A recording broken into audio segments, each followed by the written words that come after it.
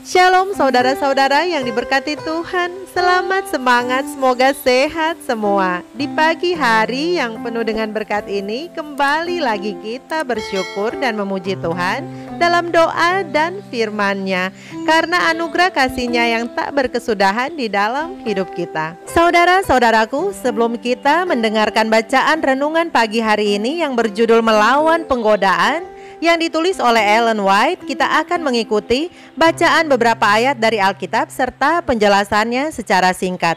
Untuk itu mari kita sama-sama tunduk kepala dan kita berdoa. Bapa di surga, tolong kami Bapa untuk dapat mengerti firman-Mu dan kuatkan kami ketika Roh Kudus bekerja melalui hati dan pikiran kami. Di dalam nama Tuhan Yesus, amin. Saudara-saudaraku, ayat Alkitab kita hari ini masih di kitab Matius. Kemarin kita sudah belajar dari Matius 7 ayat 1 sampai 6. Dan hari ini kelanjutannya yaitu Matius 7 ayat 7 sampai 11. Di sana dikatakan, mintalah maka akan diberikan kepadamu, carilah maka kamu akan mendapat, ketoklah maka pintu akan dibukakan bagimu.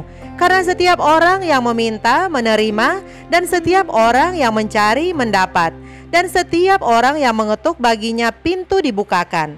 Adakah seorang daripadamu yang memberi batu kepada anaknya jika ia meminta roti, atau memberi ular jika ia meminta ikan?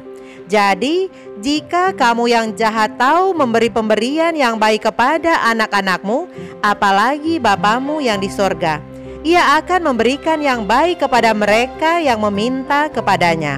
Saudara-saudaraku, doa tidak boleh dijadikan sarana semata-mata untuk meminta-minta kepada Tuhan demi memuaskan keinginan yang egosentris. Doa adalah membangun relasi yang intim dengan Tuhan. Caranya adalah membuka diri apa adanya dan dengan rendah hati memohon berkat-Nya melimpah dalam hidup kita. Tujuannya adalah hidup kita menjadi semakin dekat dengan Tuhan dan bahkan berkat-Nya mengalir keluar melalui kita kepada orang-orang di sekeliling kita. Dalam hal ini, Tuhan Yesus menggunakan 3 kata kerja untuk mendorong para murid-murid untuk berdoa kepada Allah Bapa. 3 kata kerja ini adalah, yang pertama, mintalah. Saudara-saudaraku, sumber segala berkat yang kita butuhkan ada pada Allah. Yang kita perlu lakukan hanyalah meminta dengan iman, yaitu percaya bahwa Dia akan memberikan yang terbaik untuk hidup kita. Matius 7 ayat 9 sampai 11. Yang kedua, carilah. Kita diperintahkan untuk mencari kehendak Allah. Apa itu kehendak Allah? Dalam Efesus 4 ayat 24, kehendak Allah ialah kebenaran dan kekudusan yang sesungguhnya. Saudara-saudaraku, Allah tahu yang terbaik untuk hidup kita, tetapi kita tidak tahu apa yang terbaik bagi kita. Untuk itu kita harus mencari dengan segenap hati kehendak Allah itu. Maka kita akan menemukan apa yang Tuhan ingin kerjakan melalui kita dan di dalam anak-anak-Nya. Yang ketiga, ketuklah. Saudara-saudaraku, ada pintu yang tidak bisa kita buka sendiri karena keterbatasan kita. Hanya Allah yang dapat membukakannya bagi kita. Oleh karena itu, kita diminta untuk tekun menantikan Tuhan sendiri bertindak membukakan pintu untuk kita. Pertanyaannya, bagaimanakah kita tahu kehendak Allah sehingga yang kita minta memang yang Allah sediakan buat kita? Dan yang kita ketuk adalah pintu dari Allah yang seharusnya kita masuk. Tidak ada cara lain kecuali kita memelihara kedekatan hati kita dengan hati-Nya, sehingga pikiran kita pun bisa memahami pikirannya, dan keinginannya menjadi keinginan kita juga. Untuk itu saudara-saudaraku, mulailah dengan doa dan membaca Alkitab setiap hari, sehingga kita dapat mengetahui dengan benar apa yang menjadi kehendak Allah yang sesungguhnya. Dan mulai sekarang pakailah waktu untuk meminta hadirat-Nya dan bersedia masuk melalui pintu yang Ia bukakan. Mari kita sama-sama tunduk kepala dan kita berdoa. Bapa yang baik, terima kasih Bapa atas pemberian-Mu yang luar biasa di dalam hidup kami. Kami masih bisa menghirup udara yang segar juga. Hari yang baru masih menjadi bagian kami. Terlebih berkat-Mu melalui firman yang sudah kami dengarkan bersama. Kiranya dengan pertolongan Roh-Mu yang kudus kami dimampukan untuk menghidupkannya di dalam kehidupan kami. Bapa, saat ini kami mau menyatukan hati kami, menyerahkan pergumulan hidup masing-masing kami, baik dalam rumah tangga, pekerjaan, usaha, dan terlebih kesehatan kami. Berikanlah kepada kami Bapa akal budi kebijaksanaan surga untuk dapat menghadapi pergumulan kami serta ketabahan, kesabaran, sukacita dalam tugas dan tanggung jawab, terlebih tanggung jawab kami sebagai umat-umat-Mu untuk setia memberitakan Injil kebenaran ke seluruh dunia. Bapa di surga, berfirmanlah dan bertahtalah di dalam hati dan pikiran kami, karena kami sudah siap mendengarkan bacaan renungan pagi saat ini. Terpujilah nama-Mu Bapa, besarlah kuasa-Mu di dalam nama yang indah, Yesus Kristus Tuhan dan Juru Selamat kami. Amin. Renungan pagi kita hari ini Sabtu 13 Maret 2021. Judulnya Melawan Penggodaan. Ayat intinya terdapat di dalam Yakobus 4 ayat 7.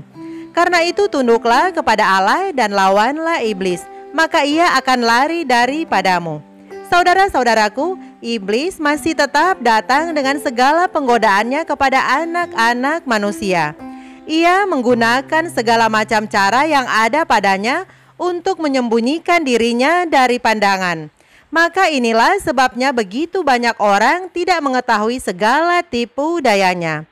Beberapa hari yang lalu kepada saya diberikan pertanyaan, apakah engkau percaya adanya pribadi iblis? Saya percaya, jawab saya. Ujar orang yang bertanya itu. Saya tidak percaya bahwa ada makhluk yang demikian. Segala pikiran kita yang jahat dan dorongan-dorongan hati kitalah iblis yang kita kenal. Tetapi saya bertanya, siapakah yang mengusulkan pemikiran-pemikiran ini? Dari manakah asalnya kalau bukan dari iblis?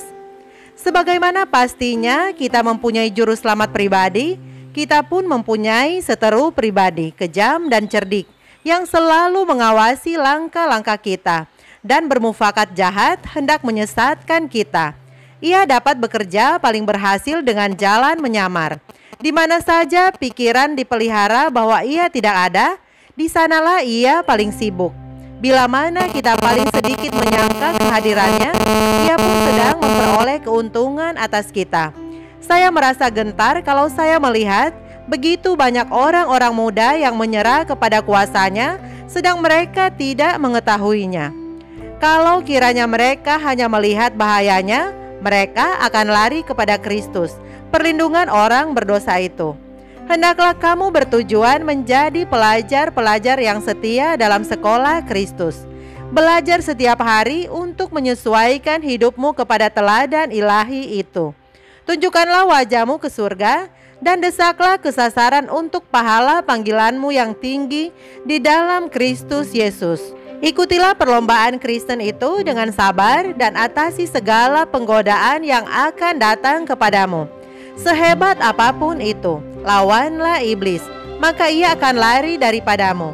Mendekatlah kepada Allah, dan kalau engkau berkeinginan hendak mengambil langkah pertama ke atas, engkau akan mendapati tangannya terentang untuk menolong engkau. Terserahlah kepadamu, secara perseorangan, apakah engkau berjalan dalam terang matahari kebenaran atau di dalam kegelapan kesalahan? Kebenaran Allah dapat menjadi suatu berkat kepadamu hanya kalau engkau membiarkan pengaruhnya menyucikan dan menghaluskan jiwamu. Demikianlah bacaan renungan pagi kita hari ini. Tuhan Yesus memberkati kita semua. Mari kita sama-sama tunduk kepala dan kita berdoa. Bapa di surga, terima kasih Bapa atas nasihat-Mu melalui bacaan renungan pagi hari ini. Kami sudah diingatkan bahwa kami harus melawan tipu daya iblis yang selalu mengawasi langkah-langkah kami dan hendak menyesatkan kami dengan berbagai-bagai cara yang licik. Tolong kami Bapa, agar kami dapat mempertahankan status kami sebagai putra dan putri Allah, pelajar-pelajar yang setia dalam sekolah Kristus. Jangan biarkan kami tidak tahu sehingga kami menyerah dan kalah terhadap jeratan kuasa iblis. Bapa, di sepanjang hari yang penuh dengan berkat ini, kami mau serahkan hidup kami ke dalam tangan pemeliharaan Tuhan saja.